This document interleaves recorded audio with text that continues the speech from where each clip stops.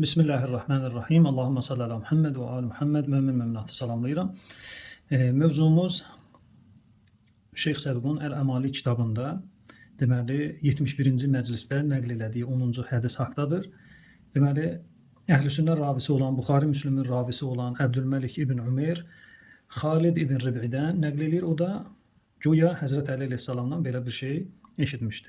Keçən mövzularda hədisin sənədi dəqiqliklə araşdırıldı, təqdim olundu, dəlillər, sübutlar. Bu görüşümüzdə və bu məclisimizdə də bir mövzuya toxunacağım və bu mövzu keçmiş mövzulardan daha əhəmiyyətli və daha xeyirlidir. Çünki həmin bugünkü dərsimiz yüzlərlə sualın cavabıdır, xüsusən bu hədislər mövzusunda. Ki, hədisdir qarşınıza çıxacaq. Sizin birinci verəcəyiniz sual bu olmalıdır ki, həmin bu hədis ki, nəql olunur, sənədi hansı hökmdədir? Sənədi zəifdir və yaxud sənədi səhihdir. Əgər sənədi zəifdirsə, bu zəifi başqa etibarlı ravilər nəql eləyirmi ya yox? Yəni bu hədisə, hədisçinin, hədis nəql eləyənin, ravinin nəql elədiyi məzmunu başqa etibarlı ravilər dəstəkləyir ya yox? Əgər desələr yox, hələ bu ravidən başqa bu hədisə heç kim nəql eləməyib, onda bu növ hədislərə əməl edilmək olmaz. Bu növ hədislərə güvənmək olmaz və bu növ hədislərə əqidə bəsləmək olmaz. İndi mövzu əsnasında daha ətraflı izah eləyəcəm. Deməli, qarşımızda olan kitab Ricalun Nəcaşi. Şeyx Nəcaşinin, Şiə, Əhl-i Beyt, rical alimi olan Nəcaşinin, Şeyxin Nəcaşi 372-ci ildə doğulub, hicrətin 450-ci ildə də vəfat edib. Həmən bu kitabda gəlirik səhifə deməli 179-a. 179-cu səhifə tərcümə-i hal 482. Süleyman ibn Abdullah. Süleyman ibn Abdullahın tərcümə-i halını verir. Nə işlə məşğul olub, nə olub, haqqında nə deyilib. Sonra buyurur. Və kəzəlikə ibnuhu. Deməli, Məhəmməd adında oğlu var. İbnuhu Muhammed. Deməli, Muhammed ibn Süleyman ibn Abdullah. Deməli, Ədeyləmi. Ata və oğul. İkisi də eyni hökmdədir. Hökm nədir? La yu'məlu bimə infərədə bihi minər rivayə. Ata və oğul. Yalnız bunlardan başqa heç kim bunların nəql elədiyi, bu iki nəfərin nəql elədiyi məzmunu nəql eləmirsə, la yu'məlu. Əməl olunmayacaq Süleyman ibn Abdullahın nəql elədiyi hədisə, nə də oğlu Muhammed ibn Süleymanın nəql elədiyi hədisə. Rical alimi Şeyx Nəcaşi 1000 il bundan əvvəl bu sözü demişdir və Şiənin əqidəsini izah edir ki, o ravi ki, problemlidir, ya yalancıdır, ya əqidəsi xarabdır, ya hər hansı bir rical cərhi var o ravinin haqqında, tənə var o ravinin haqqında. Tənə vurulmuş ravi, əgər ondan başqa hədisi heç kim nəql eləmirsə, fəla yu'məl. İnfirad elədiyi, yəni tək ondan başqa heç kim o hədisi nəql eləmirsə, o hədisə əməl eləmək olmaz. Bu bir misal. Gəlirik ikinci misal, Şeyx Tusi rəhmətullah aleyh.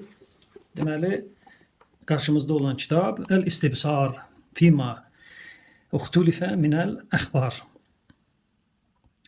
Deməli, Şeyx Tusinin bizim Əhl-i Beyt mədrəsəsinin Kutubul Ərbədən biridir. 4 kitabdan biridir. Şeyx-i Taifə Şeyx Tusi 460-cı ildə vəfat edib. Bu çapla gəlirik. Deməli, səhifə 476-ya. Burada 22-ci hədisi qeyd edir. Deməli, şahidlik haqqındadır. Və Şeyx Tusi rəy bildirir, fətva verir. Fələ yu'aridu əl-xəbəreyni əl-əvvələyn لأن رواية أحمد ibn Hilal Əl-Əbərtai. Deməli, bu 22-ci hədisin sənədində Əhməd ibn Hilal var. Əhməd ibn Hilal. Tam belədir. Əhməd ibn Hilal Əl-Əbərtai. Həmən bu Əhməd ibn Hilal bu hədisin sənədində gəlib. Şeyx Tusi buyurur. Deyir, Əhməd ibn Hilalın nəql elədiyi bu hədis keçmiş iki hədisin əksinə çıxa bilməz. Niyə çıxa bilməz? Şeyx izah edir. Şeyx Tusi izah edir. Buyurun. Və huvə daif. Deməli, Əhməd ibn Hilal Əl-Əbərtai zəifdir. Fasidul məzhəb və əqidəsi məzhəbi fasiddir. İndi bizim mövzumuza aid olan hissə budur. La yultəfətu ilə hədisihi fima yaxtassu binəqlihi. Yalnız özü ondan başqa heç kim bir məzmunda hədis nəql eləmirsə, onu yalnız Əhməd ibn Hilal el-Əbərtai nəql eləyirsə, belə olan halda bu adamın hədisinə diqqət olunmaz, güvənilməz və əməl olunmaz. Bu Şeyx Tusinin qeyd elədiyim kimi 1000 il əvvəl dediyi kəlam. Bu ikinci misalımız. Gəlirik üçüncü misal, zamanla elə bir addımlayaq. El-Mu'tabar fi şərh el-Muxtasar. Mühəqqiq Hilli kimi məşhur olan Əhl-i Beyt alimi. Deməli, birinci cilddə səhifə 210-da iki hədis gəlir. Deməli, birinci hədis və ikinci hədis. Sonra Mühəqqiq Hilli mövzuya rəy bildirir. Buyurur, İnnər rivayəteyn daifətan. Bu iki rivayət zəifdir. Niyə zəifdir? Birinci burada nəql olunan, onun sənədində Mühəqqiq Hilli buyurur, Muhammed ibn İsa ibn Ubeyd var. Və İbnül Velid, Şeyx Səduqun şeyxi və rical alimi belə buyurmuşdu. Ənəhu la yu'məl bimə təfərrədə bihi Muhammed ibn İsa ibn Ubeyd ən Yunus. Yunusdan Muhammed ibn İsa'nın tək infirad elədiyi, yəni ondan başqa heç kim bu hədisi Yunusdan nəql eləmir. Deməli, hədisə də baxanda görürük ki, Muhammed ibn İsa nəql edir Yunusdan və ardı gedir dayanır imamda. Tək Muhammed ibn İsa ibn Ubeyd Yunusdan ki, ondan başqa heç kim bu hədisi Yunusdan eşitməyib, infirad elədiyinə görə, tək nəql elədiyinə görə və ona heç kim şahid durmursa kəlamına, İbn-i Velid buyurur, la yu'məlu bimə təfərrədə bihi, tək nəql elədiyi və şərik tapa bilmədiyi bu mövzuya, hədis mövzusunda la yu'məlu, əməl olunmaz. Əmmə saniyə, ikinci hədis niyə zəifdir?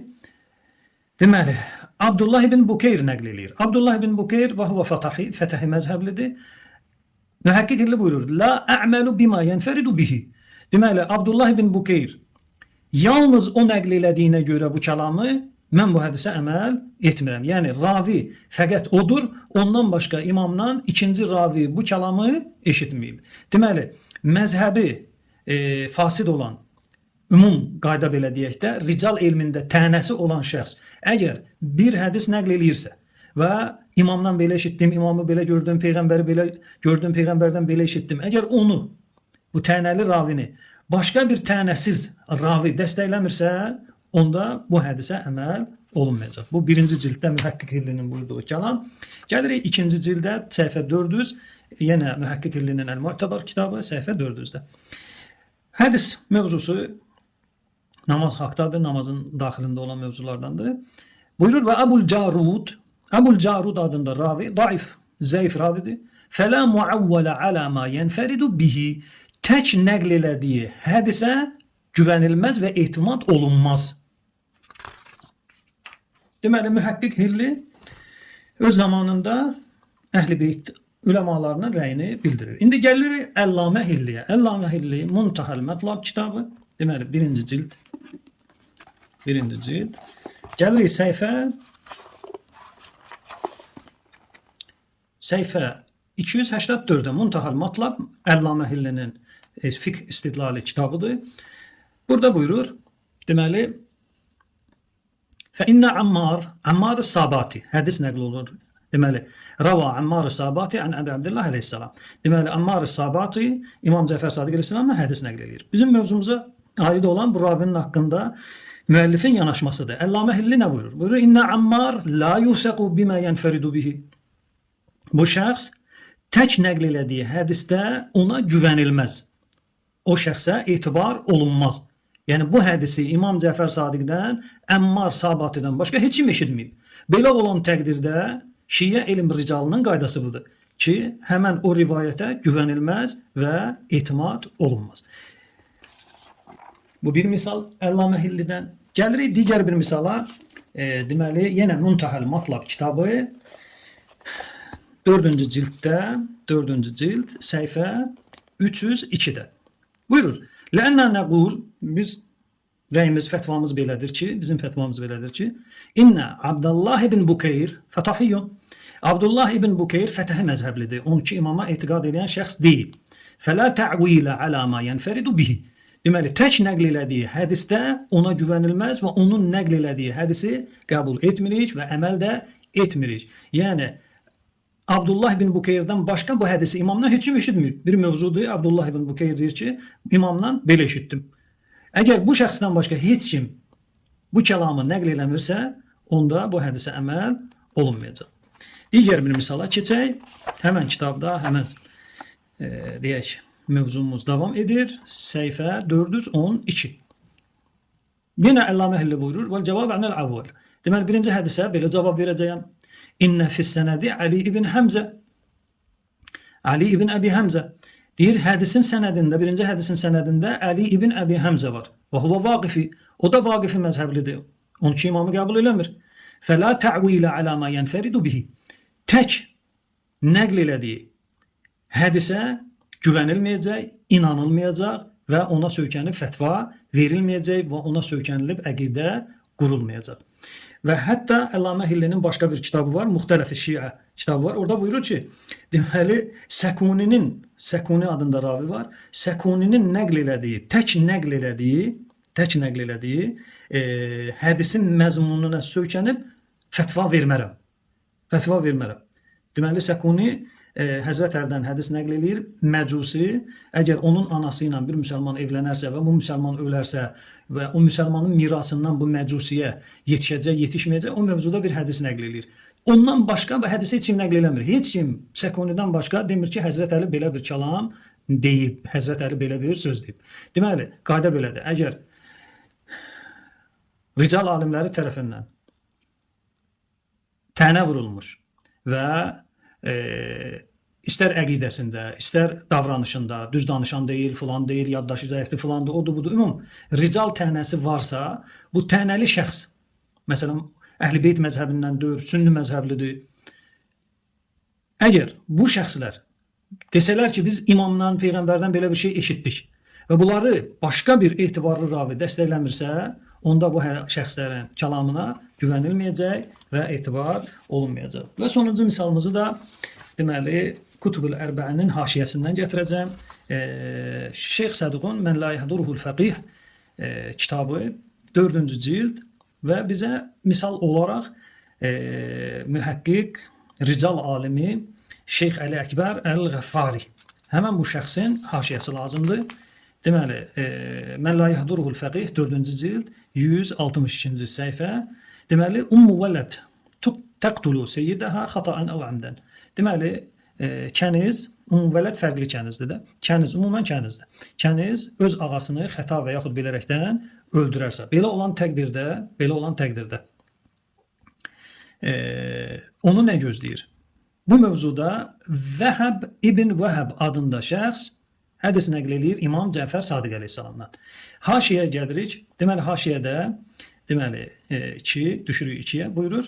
Biraz izah verir. Bizim mövzumuza olan hissəyə gəlirik. Mənim araşdırmamın belə deyək də onurğa sütunu. Vələkinnə Vəhəb ibn Vəhəb Əbul Buxtəri kəzzab. Həmən bu Vəhəb ibn Vəhəb Əbul Buxtəri kəzzabdır, yalancıdır. La yu'təməd alə hədisihi. Şəxsin hədisinə güvənilməz. Nə zaman idə infərədə bihi, bu şəxsdən başqa heç kim hədisi nəql etməzsə. Yəni, Vəhəb ibn Vəhəb Əbul Buxtəridən səvayı heç kim demir ki, eşitdim Cəfər Sadiq əleyhissalam deyir ki, əgər kəniz öz ağasını öldürərsə, onu bu cəzalar gözləyir. Vəhəb ibn Vəhəbdən başqa heç kim nəql eləmədiyinə görə bu hədisə güvənilməz, əməl olunmaz və bu hədisi qəbul etmək olmaz. Deməli, mövzumuzun sonu və xülasəsi. Şeyx Səduqun Əbdülməlik ibn Ümeyr, Buxari Müslümin ravisi, Tirmizinin ravisi, Umum Sihah-ı Sittənin ravisi sayılır bu şəxs. Xalid ibn Rib'idən nəql elədiyi, o da Həzrət Əldən nəql elədiyi hədis bu qəbildəndir. Bu şəxslərdən başqa, diqqət eləyin.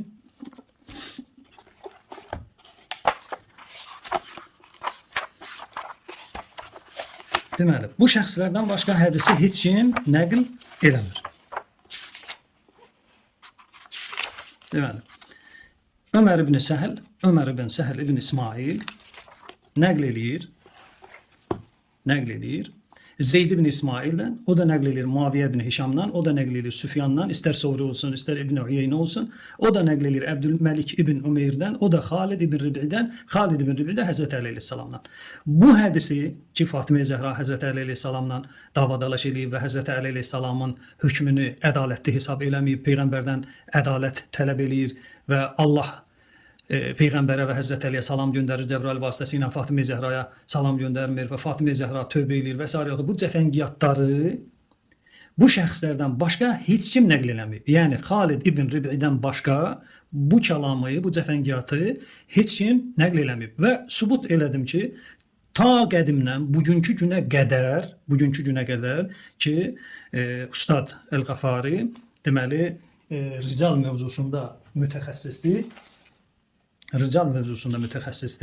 və onun kitabı var, Dirasat fi ilmi dirayə. Dirayə ilmi haqqında araşdırmalar kitabı var və digər kitablar da çoxdur Şeyx Əli Əkbər Qafarinin.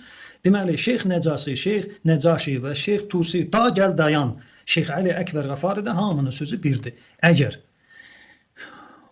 təsdiqi, vəsaqəsi, etibarı Şiə rical alimləri tərəfindən təsdiqin tapmamış ravi hər hansı bir hədisi nəql eləyərsə və o hədisi ondan başqa heç kim məsumdan eşitdiyini nəql eləməzsə, onda o hədis qəbul olunmayacaq. Son qısa bir cümlə. Şəxsin sünni olması, şəxsin Fətəhi olması, Zeydi olması, İsmaili olması, şəxsin hər hansı bir məzhəb mənsub olması onu etibarsız ravi eləmir. Əgər bu ravilər məsumdan, 14 məsumdan yalnız mən eşitdim, Cəfər Sadiq belə dedi, yalnız mən eşitdim, İmam Rıza belə dedi, məndən başqa heç kim eşitməyib. Belə dediyi təqdirdə Şiə, Əhl-i Beyt, rical alimlərinin qəbul elədiyi qayda budur ki, belə hədislərə güvənilməz, belə hədislərə əməl olunmaz və belə hədislərlə də əqidə düzəltmək olmaz. Şeyx Səduqun nəql elədiyi bu hədis bu qəbildən olan hədislərdəndir. Vəssalamu aleykum və rəhmətullahi və barakatuhu.